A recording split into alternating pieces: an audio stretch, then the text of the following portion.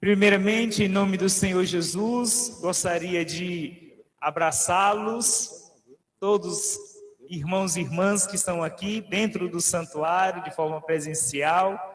É muito bom vê-los aqui conosco, iniciando uma nova semana, pedindo a bênção de Deus para que o Senhor nos proteja de todo mal, toda situação que nos traga sofrimento durante esses novos 7 dias. Sabemos que sozinhos nós não alcançamos a vitória que Deus almeja para cada um de nós. Sozinhos, muitas vezes erramos, fazemos escolhas que não são as mais adequadas e caímos, e grande é a ruína daqueles que não estão sobre a bênção de Deus.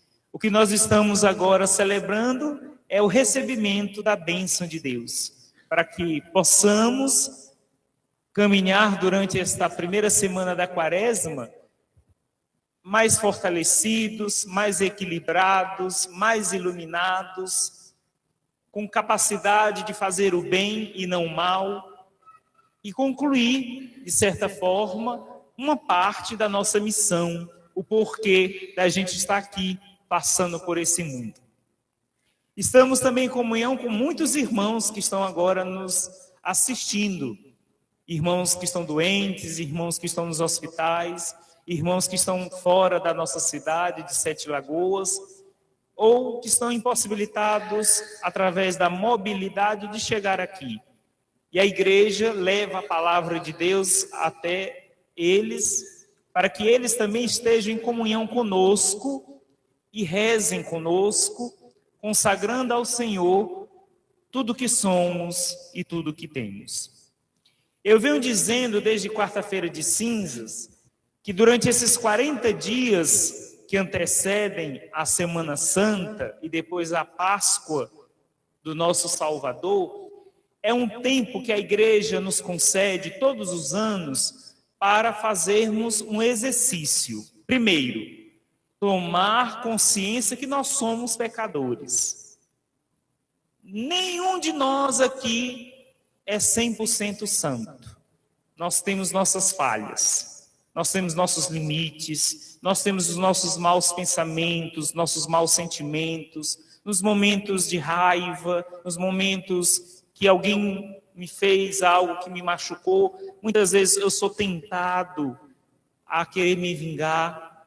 Então, todos nós temos os nossos limites. E a Quaresma é um convite que a igreja faz, primeiramente, para a gente tomar essa consciência. Eu sou pecador, eu sou frágil, e se eu me deixar levar pelo inimigo de Deus, o maligno, ele vai me derrubar.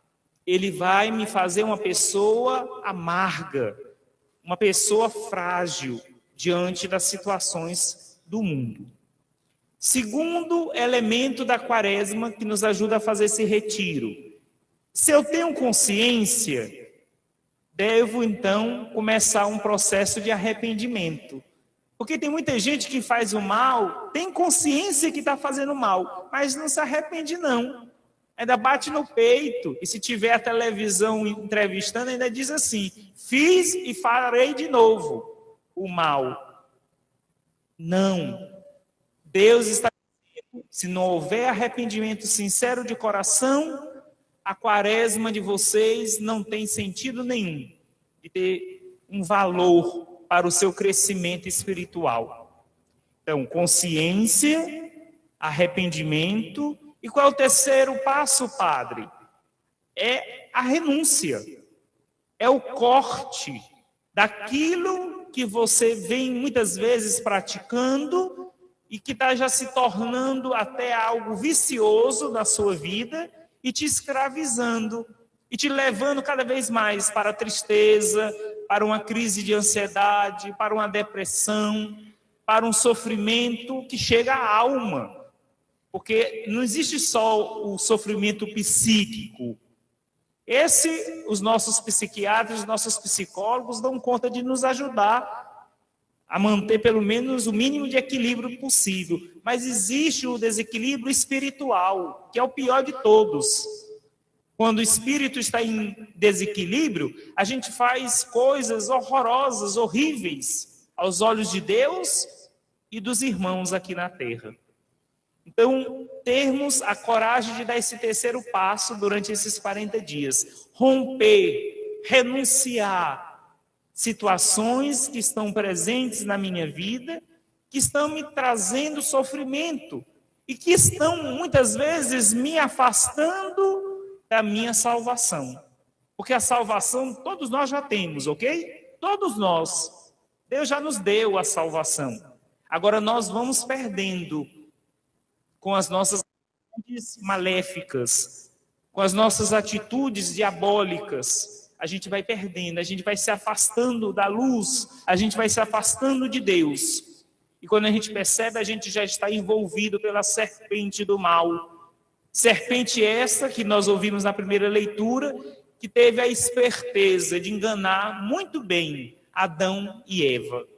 E eles caíram na desobediência. A primeira semana da Quaresma, existem 2 palavras para a gente rezar todo dia e pedir a Deus uma graça: desobediência e obediência. Quais são as 2 palavras da primeira semana? A quem? Ao meu chefe, ao meu pai, à minha mãe, ao meu esposo, à minha esposa? Não. Em primeiro lugar, obediência a Deus e desobediência a Satanás. Essa primeira semana da Quaresma, a palavra de Deus nos conclama a orar, a rezar, seja na sua casa, no seu quintal, no seu jardim, aqui na igreja. Pedir a Deus: Senhor, me ajude a ser obediente a tudo que o Senhor me orienta na vida. Escutando a sua palavra, que eu seja obediente ao Senhor e seja desobediente mesmo ao maligno. Que eu não escute e nem deixe ele dominar o meu ser, a minha vida. Então, durante toda essa primeira semana, eu convido a igreja aqui presente, meus irmãos, nem que seja um minutinho. Sei que todos são muito ocupados, tem muito trabalho a realizar, tem família para cuidar, mas para Deus a gente precisa ter um tempo também. E nesse tempo, dizer a Ele: Senhor, que eu seja obediente, que eu não deixe a serpente do mal fazer comigo o que fez com Adão e Eva, mas que eu escute a vossa palavra, compreenda e pratique o que o Senhor quer que eu seja neste mundo. A partir daí, nós podemos dizer: estamos dentro de um retiro quaresmal. Esse é o primeiro convite do retiro quaresmal: ser obediente a Deus e desobediente ao maligno. E aí Jesus é o sinal daquele que nos ensina a sermos obedientes a Deus. Se Adão e Eva foram desobedientes, Jesus é obediente em tudo a Deus. Presta atenção. Naquela época em que Jesus se encarnou na raça humana, ele estava dentro de uma cultura. Ele estava no meio dos judeus. Ele nasceu judeu. Ele não nasceu romano, ele não nasceu em outra raça. Ele nasceu justamente dentro da cultura judaica. Vivia tudo como qualquer judeu. E os judeus tinham, em vez em quando, alguns momentos que eles paravam tudo. Se era dono de comércio, fechava a porta do comércio.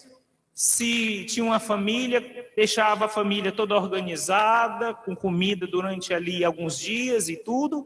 E iam ou para o deserto, ou iam para a montanha, tirar alguns dias para um retiro espiritual.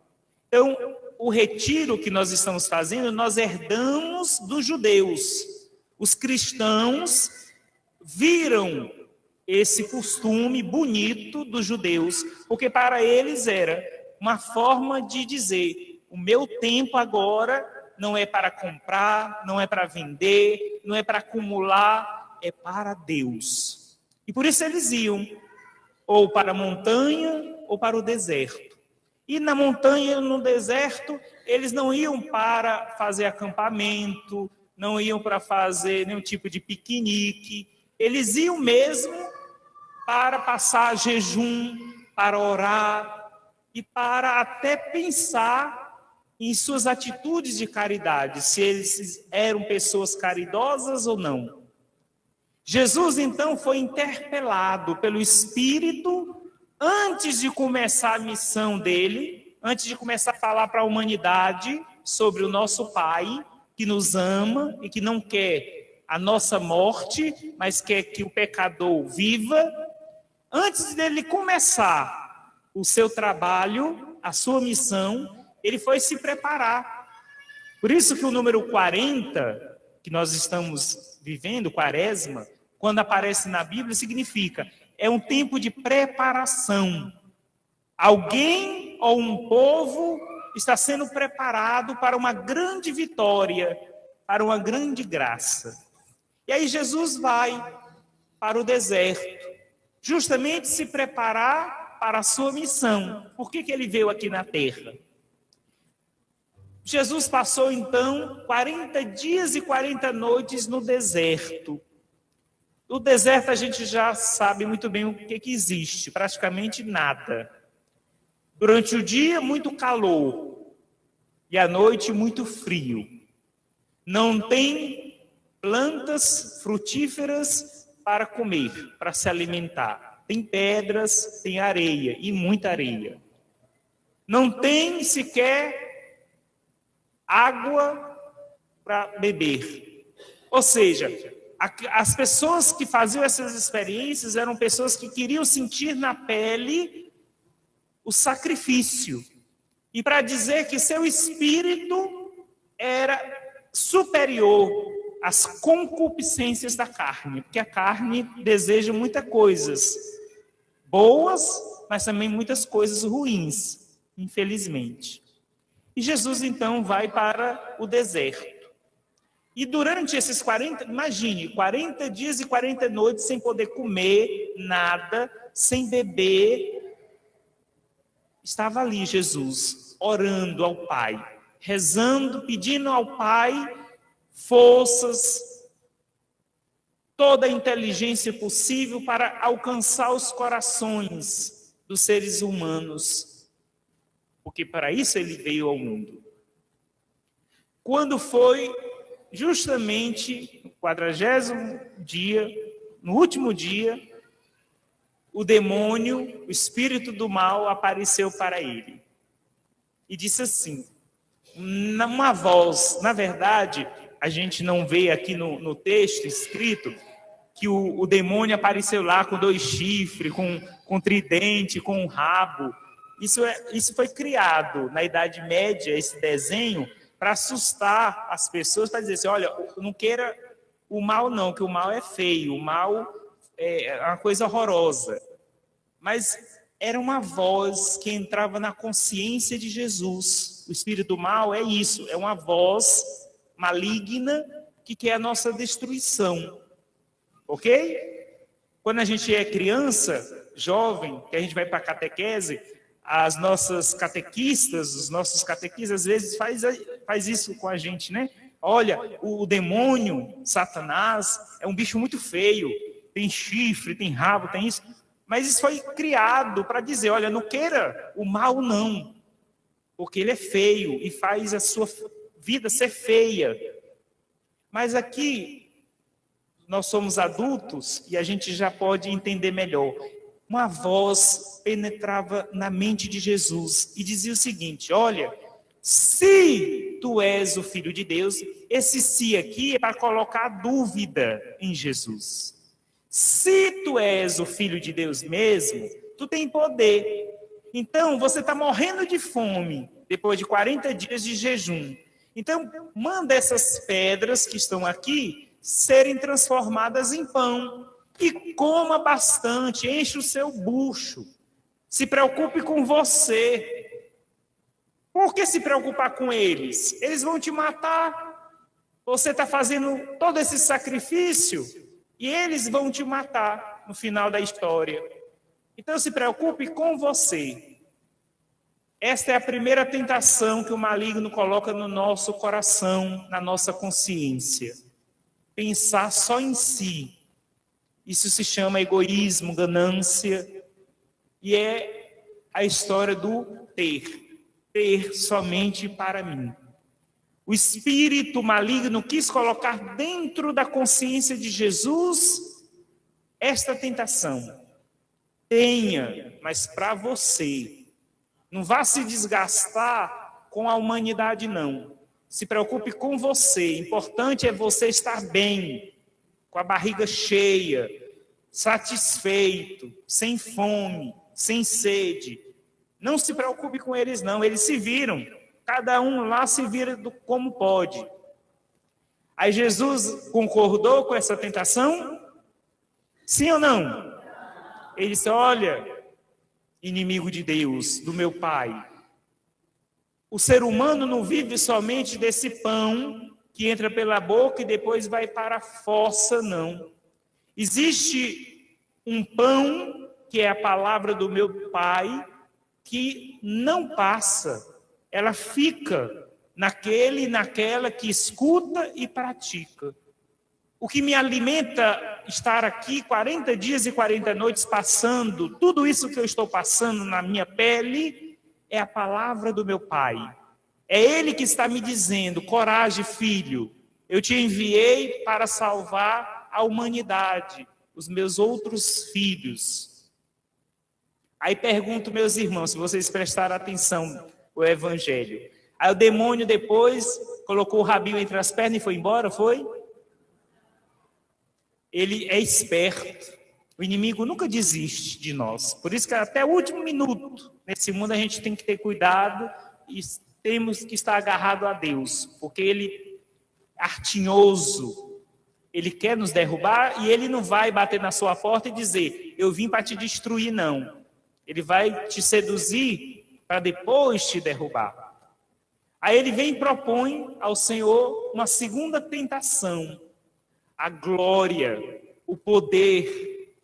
Olha, Jesus, se tu és o Filho de Deus, sempre tem, se tu és o Filho de Deus, porque ele queria colocar dúvida em Jesus. Eu vou te mostrar todos os reinos da terra, todos os homens poderosos que mandam no mundo inteiro. Eles vão deixar de mandar e só você vai mandar. Agora, tem um preço. Tem um preço. Você precisa se ajoelhar diante de mim, me adorar, e eu vou te dar esse poder. E toda a humanidade vai te obedecer. Toda a humanidade vai abaixar a cabeça para você e vai ser comandada por você. Vocês já imaginaram? Eu fico fantasiando, imaginando assim, imagina Jesus de joelho diante de Satanás. Vocês já imaginaram essa imagem horrorosa? Aí Jesus falou, não, o poder que meu Pai me deu, não é esse poder que o ser humano corre atrás, mata os outros para tê-lo, que é o poder do mando, o poder de dominar, de perseguir, de matar o outro, para nunca deixar de estar acima dos demais, mandando e desmandando. O poder que o meu Pai me deu é o poder do amor. Eu vim para ensinar a humanidade a amar até os inimigos, quanto mais sua família e as pessoas de bem. Até os inimigos eu vim aqui ensinar a humanidade a amar. Então, o poder não é esse que eu quero. Eu não preciso desse poder. As pessoas terem medo de mim para eu ser o mais poderoso do mundo. Pergunto, meus irmãos, depois que Jesus falou isso para o demônio, ele desistiu e foi embora? Foi? Vem a terceira tentação para dizer, ele não desiste. Ele não desistiu do Filho de Deus, quanto mais da gente. E por qualquer bobagem a gente já cai nos erros da vida. Quanto mais cada um de nós. Aí ele vem com a terceira, que eu diria que é a terceira e a maior e a pior das tentações que o inimigo planta na nossa consciência. O que ele fez? Ele levou Jesus lá para cima do deserto, para cima do monte do deserto. Aí disse assim: Jesus, se, terceira vez, se tu és mesmo o Filho de Deus, vamos provar se ele te ama mesmo? Se atira aqui abaixo, vai rolando lá embaixo, se lasca todinho. Porque teu pai, se ele te ama mesmo, ele vai mandar os seres espirituais, celestiais, os anjos, e vão te acolher e não vão deixar nada acontecer contigo. Você não vai morrer, você não vai se machucar, você não vai quebrar nenhum braço, nenhuma perna. E aí está provado que realmente tu és o Filho de Deus e que o teu pai te ama muito. Essa, no meu modo de ver, é a terceira e a pior tentação. Sabe por quê? Porque o inimigo de Deus quis colocar na consciência de Jesus a dúvida do amor de Deus por ele. Quando a gente está doente, meus irmãos, quando nós estamos passando por um tratamento muito complexo de cura, quando estamos desempregados, quando estamos passando por dificuldades no casamento, quando nós estamos vendo filhos que estão nos dando muitas dificuldades, muitos problemas, nós somos tentados a duvidar do amor de Deus. Quantas pessoas já não estão mais na igreja? Quantas pessoas já deixaram de rezar? Quantas pessoas nesse mundo viraram as costas para Deus? Deixaram essa terceira tentação dominar suas vidas.